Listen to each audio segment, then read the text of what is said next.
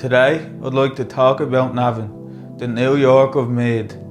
Navin is spelt the same way back to front, to lessen the confusion already experienced by the Navin locals, a population made up entirely of dyslexics, or as they say, a population of made up dyslexics entirely. Navin is locally known as NAVAN, because adding more vowels to the start of the word gives them more time to remember what they were talking about. No one knows what came first, Cavan or Navin. No one except me. It was Cavan, and Cavan tried to call Navin Caravan, and Navin said, Nah, Van, and so it has been ever since. Navin. The bull statue in the centre of the town has mystical powers. Its aura forces drunk Navin natives to jump on its back after a night out. It's safe to ride the bull at night because he's asleep, but no one's ever rode the bull during the day, in case he decides to take off and start running. Sorry, did you just assume the bull's gender? Get out! Everyone knows Hector, Dylan Moran and Tommy Tiernan are from Navin, but no one ever sees them in the same room together because they're the same person. They just split the week into shifts so no one gets too tired of being famous.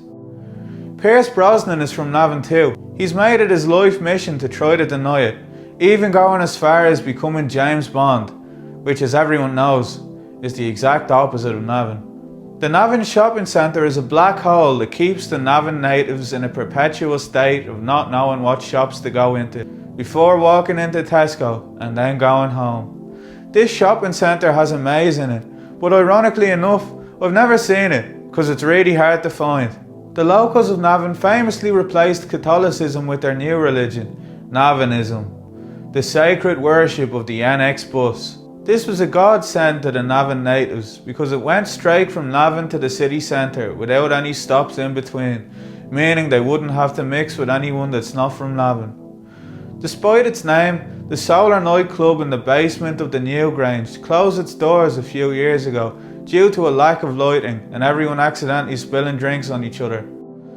The Navin locals had to emigrate to somewhere else, and all that was left was the only other nightclub in Navin, Trim Castle. Frankie, what are you on about?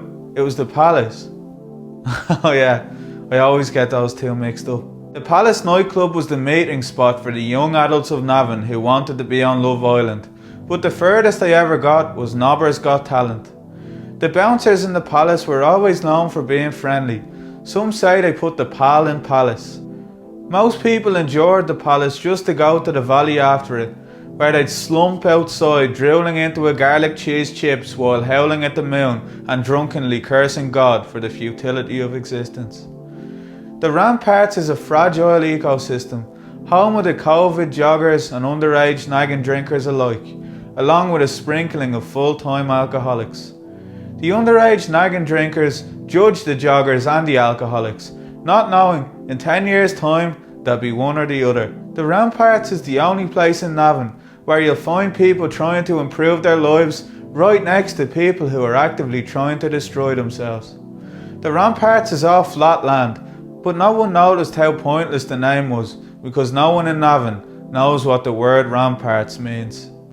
The question of Johnstown has been puzzling Johnstonians for centuries, but everyone else is pretty clear on the matter. Despite what the Johnstown natives say, Johnstown is in Navin. It's not a separate country just because they have their own super value and all the houses look the same. Namaste.